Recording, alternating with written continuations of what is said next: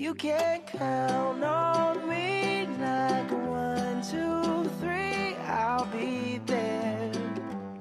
And I know when I need it, I can count on you like 4, 3, 2, and you'll be there. 'Cause that's what friends are supposed to do, oh yeah. Hello again out there in the invisible world to me in internet land.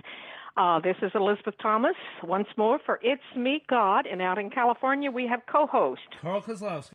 And it's good to be back again. You may have wondered, where are you gone to?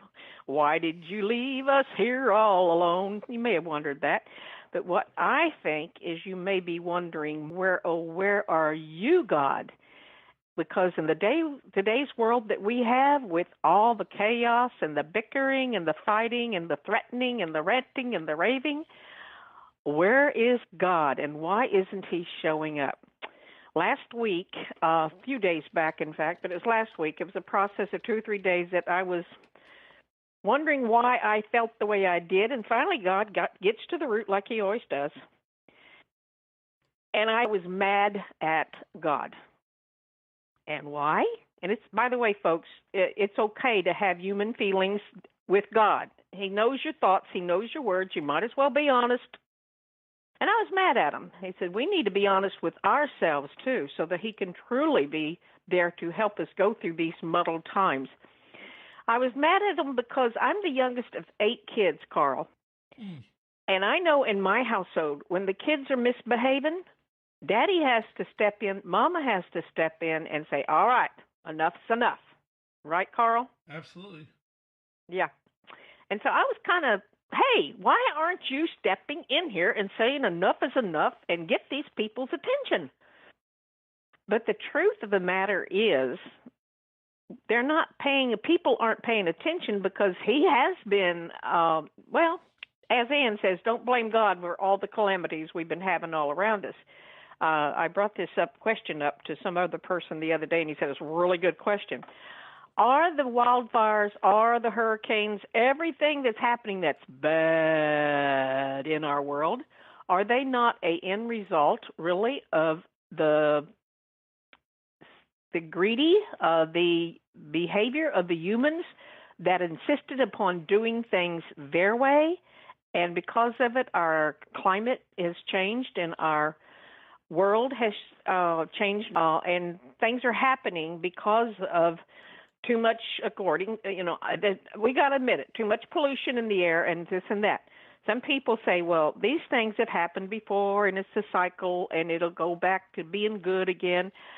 And I don't agree, because before there was never the amount of people in the world that we have today. There was never the amount of technical electronics and things like that are blasting us with 24 hours a day news and stirring up all kinds of feelings and emotions. And this is ripple effect. What goes out will go out and get bigger and bigger. I was telling Carl that I opened up to something a while ago in Proverbs while we were waiting to get everything up, and he was telling me to test and to talk. And so because I opened it up, and that's the way God works, he wants me to say, hey, I want you to say this on the line. There are 7 things that God hates, abhors. This is in Proverbs chapter 6. And that's a really good, I just now saw there's the idler and the ant. But anyhow, 7 things God abhors. A haughty look, arrogant, whatever you want to call it, a lying tongue, hands that shed innocent blood, a heart that weaves wicked plots, feet that hurry to do evil, a false witness who lies with every breath, and one who sows dissension among brothers. I want y'all to pay attention to the last 2 especially, because you may not be killing anybody and shedding innocent blood, and you may not be a liar or you may not be proud and haughty and say, look at me. Wait a minute, how many selfies do we have going out every day? Oh, my goodness. I just now thought of that, Carl. Yeah. The heart that weaves wicked plots. Now, I don't think any of us are really intentionally weaving wicked plots out there. But a false witness who lies with every breath. Now, you may say, I don't do that. But if you have not witnessed the scene where something happened, how can you really say, this is what happened? You're not an accurate witness because you were not there.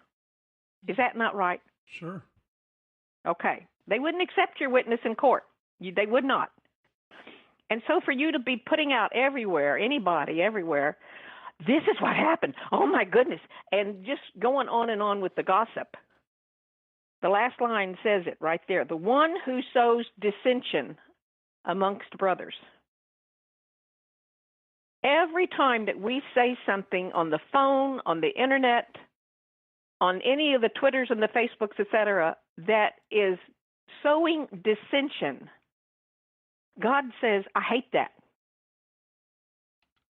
And yes, God does have strong emotions and feelings. We were made in his image, and he passed them on to us for a reason and a why. And the reason why is because of the fact that the murkier the water, we can't see clearly what's going on beneath the water, right? Right. Okay. So God is definitely present. But maybe the reason why we're not seeing him in the world around of us is because of all this dissension and murkiness and negativity and things that you cannot even begin to recognize the look of love, the look of peace, the look of joy. There was this, and you shared it today, Carl, and I did too, Mr. Rogers of the PBS show. He did his show. What was the name of his show? Mr. Rogers' Neighborhood. Yeah, The Neighborhood. And his messages were so profound. And that video was so profound. And he was just, once more, they were trying to get people to recognize we're all different, but that doesn't mean we cannot accept that difference and love each other and be there for each other and help each other. We're all different. The other thing I was thinking about, Carl, was the fact that when Jesus came into the world, was everything hunky-dory then? Well, no, of course not. No. There was the Roman Empire. Yeah. The Roman Empire was very hated, very, very hated. And they were enemies, and they were mean, and they were terrible, very much like some of the dictators now in this world, treating the people poorly and just really in a bad way. We have nothing to complain about here in our America. We do not, because we are not living in any of those countries where that's awful, just terrible, the way they're being treated and persecuted and killed and starved. We're not have anything to complain about. And if we think that we have, well, anyhow, back to the Roman Empire. They were the enemies. And what did Jesus teach the apostles and the people that listened to him? He said, love your enemies, do who persecute you, pray for your enemies.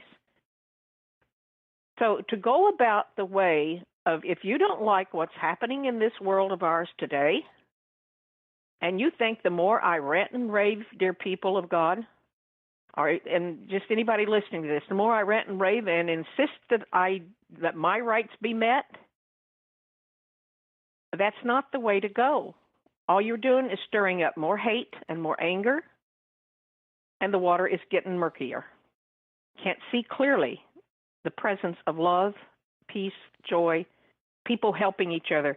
I think that was on that video, was it, when he said that look for the people who help in times of catastrophes? Yes, it was. That's what Mr. Rogers said. Yeah. But yes, he did. One of the things that look for the good, and the more we carry on about what's going on, it's not doing God's will at all. In fact, it's taking us in the opposite direction. If you think that it doesn't matter if you believe in a God, and it doesn't, I know what I wanted to say about rights. everybody has demanding that their rights be met, that they be heard, et cetera, and so forth. If you want your rights, with your rights goes big responsibilities. If you want something to happen in your life, then you make sure that that you do whatever needs to be done to bring it about and make it happen in your life. Just to spout off words is not going to change anything. Not at all. Yeah. Not at all. You take a look at. I was watching our Congress last night. It was showing how they were talking about getting this bill passed so that we could get the government funded going again. It was like a bunch of, not all of them, but quite a few of them, children in a play yard or something like that, just ranting and raving and carrying on, and just me, my, I want. And nobody really was willing to give an inch. I don't know if you watched it or saw any of it. Anyhow, there was nothing else on TV, and guess what? I watched some of this. I usually don't. But I wanted to see him doing and how they were talking and how they were proceeding with this, and it was pretty sad. Yeah. Pretty sad. So, what is the way that we can see God in our life again? Another thing that just recently I got to looking at, and I don't know why God took me there, but he did, was Nineveh. I think it was because, we had it in our sermon today, didn't we, Carl? Yeah. Nineveh, the story of Nineveh and Jonah. And Jonah comes and gives them a warning. And I'm going to give you all a warning today, too, that God has given me, so pay attention. He comes and gives them a warning. And Nineveh, which was the enemy, I didn't know this, but Nineveh, Jonah really didn't care one bit if they were destroyed or not, because they were the Israelites' enemy. He didn't even want to go warn them. Well, guess what? I guess in the same way, that's the way with me. It's like, I'm tired of telling you people what to do. You're not listening. But anyhow, he didn't want to warn them, but he did go and he warned them. And Nineveh, the king says, all right, everybody, let's fast and let's pray and let's do penance. And it saved Nineveh from being destroyed. Pay attention to that. Fast, pray, fine works, doing things good. These are elements of how do you really want your life to change, or the lives of the people around you. Obedience to what God says to do. And I got my older Bible, and it said, if I'm not mistaken, I don't know if Carl can Google this right quick, Sure. that Jonah lived, it was in BC, either in the 700 or the 600. Now, the 700 meant older, didn't it? Because it goes down to 1 BC before AD, right? Yeah. The larger okay. the number, the older. This is what I want you to Google. It was Nebuchadnezzar that destroyed Nineveh, and I believe it was in 100 years later. And so here, Nineveh was desperate to be saved, but it sounds like 100 years later, they go back to their old ways and not paying attention anymore, and they get destroyed. I'm going to go to the warning now that I believe that God is giving us. In preparation for something, and I'll just say what it is. In preparation for the other podcast show I'm doing, Finding the I Am, I opened up to Ezekiel. Again, I said, God, what do you want us to hear today? And when I opened up the Bible and wherever it falls, okay. And Ezekiel 24, in the 9th year, on the 10th day of the 10th month, the word of Yahweh was addressed to me as follows. Son of man, write down today's date. Now, what are you talking about here today that I'm going to say? Let us watch for the 9th year, which is 2019, the 10th month, maybe 10th of November, or I say 10th is October. What happened that day? The king of Babylon began his attack on Jerusalem. Is God possibly giving us a warning today that Jerusalem's going to be attacked?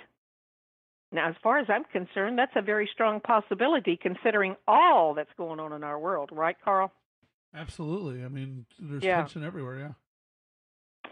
And it goes on. This is what we really need to pay attention